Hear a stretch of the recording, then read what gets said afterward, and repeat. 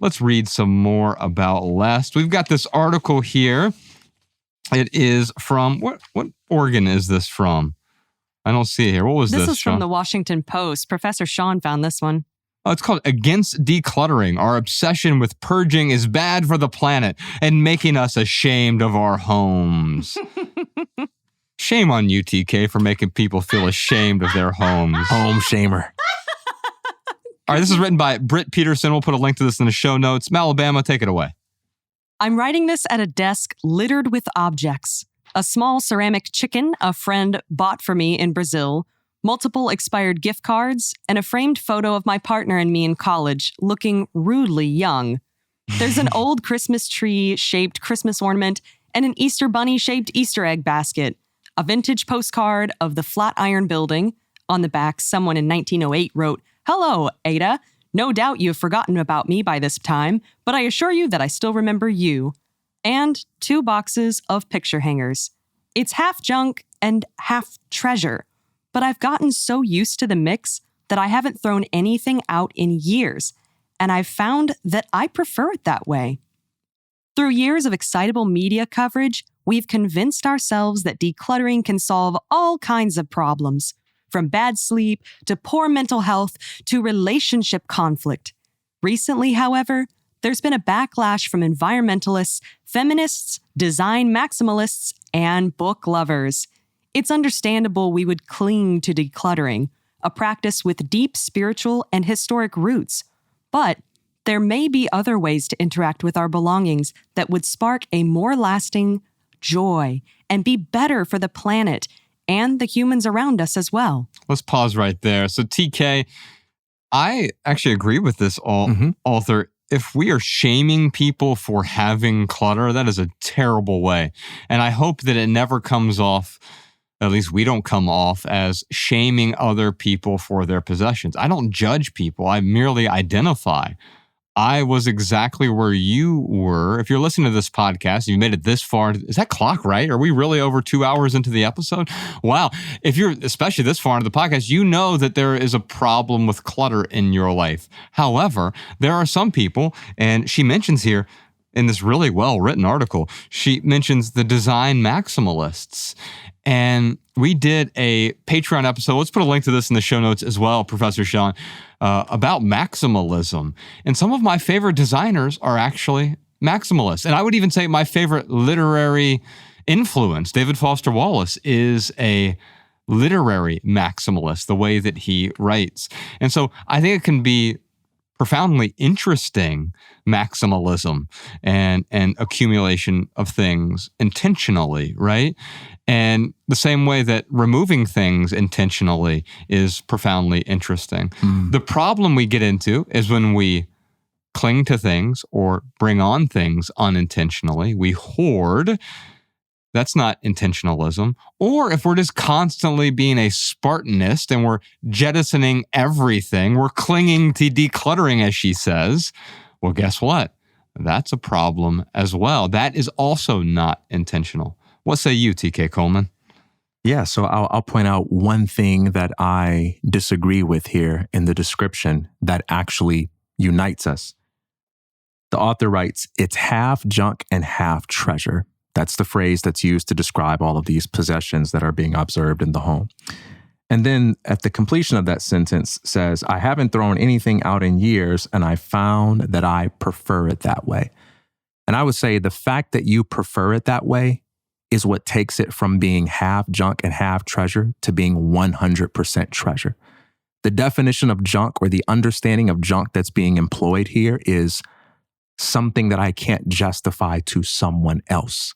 Something that I can't prove to other people that I have a good reason for keeping around. Something that other people would look at and say, well, that's useless.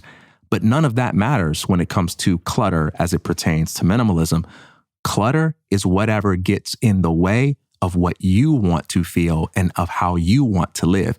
And if something is valuable to you, it is treasure, even if other people say, but you can't justify it. It makes no sense. That's outdated. It's expired. It doesn't matter. It doesn't matter if it's an old soda can.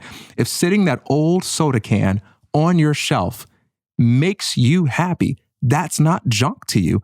And this, by the way, is true of all art. There isn't a single piece of art that will ever exist for which someone can't point to it and say, psh, that's trash. Art is always trash to someone else, but is it beautiful to you? And so decluttering isn't about forcing ourselves to purge our homes of things that we can't justify to society or things that don't improve our careers. It's about purging our homes of the things that we believe are junk, not for the sake of escaping society's shame, but for the sake of getting out of the misery that this is causing in our lives based on the joy that we want to feel. That's spot on. And that's why we have the no junk rule. We add a third category because it's not binary. It's either treasure or it's junk, or maybe there's this other category. Treasure's like, oh, this is essential. I have to have it. It's a treasure for me, right? And then junk, it must be trash, which, by the way, we pathologize trash as well. Trash isn't inherently a bad thing, right? And so it's not even bad that it's trash. It just means it's no longer serving you. But of course, one person's trash is another person's treasure, but there's this middle category. And these are the things that are non-essential but value-adding. And that's really when I read this article here, what she's talking about, Britt, many of the things you own, it's not treasure, half junk. It's half essential, half non-essential, but it adds value to your life. So it's not clutter. There's nothing for you to declutter if it's not getting in your way. You declutter because these things are getting in your way. And if you handed me all of your things, yes, I'm going to declutter them because they get in my way. But if you enjoy having a messy working space, great. If you're an object maximalist, like my favorite interior designer is Axel Vervoort, and I have a few of his books at home, and he is a materialist in the true sense of the word.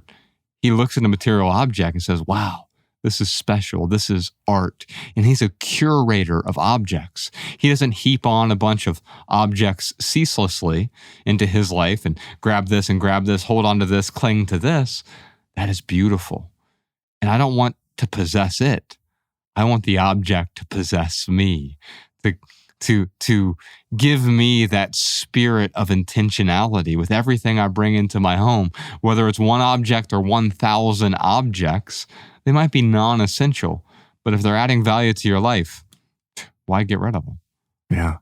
Preference, passion, and priority. It's the Midas touch that transforms everything it comes into contact with into gold.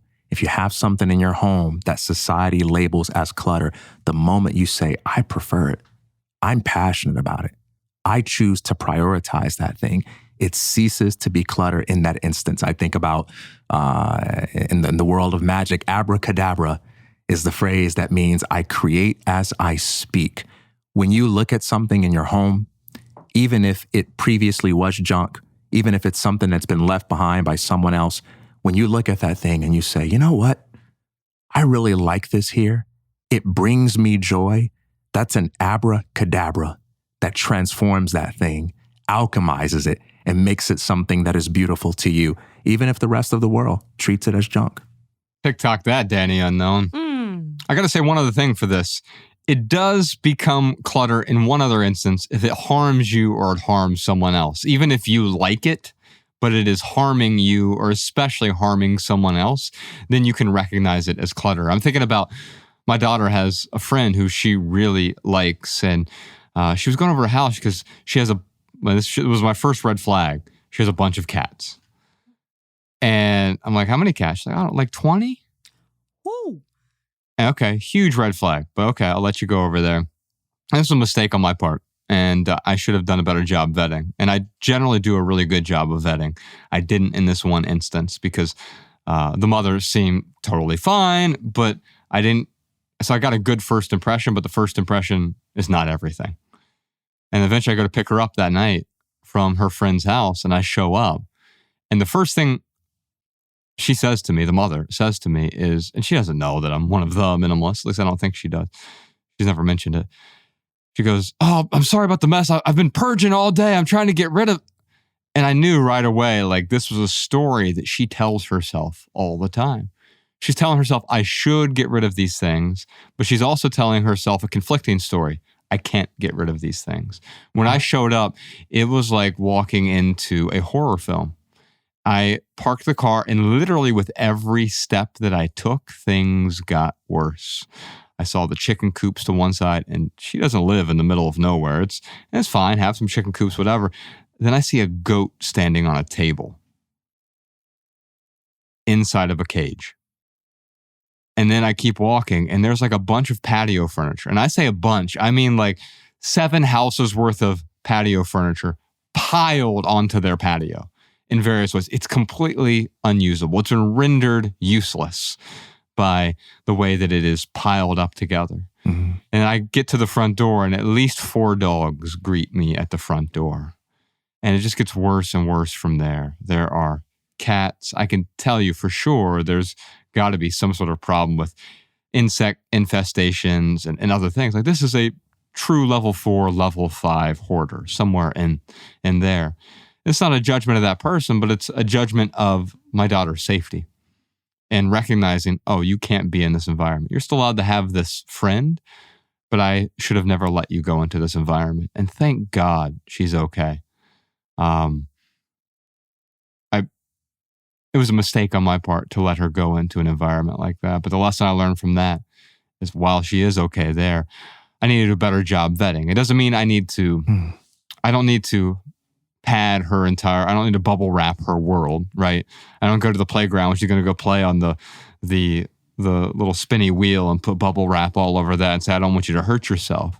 But also, I don't want her to get into an environment where that is okay, because that has a potential to be harmful to her and, of course, harmful to the people around her.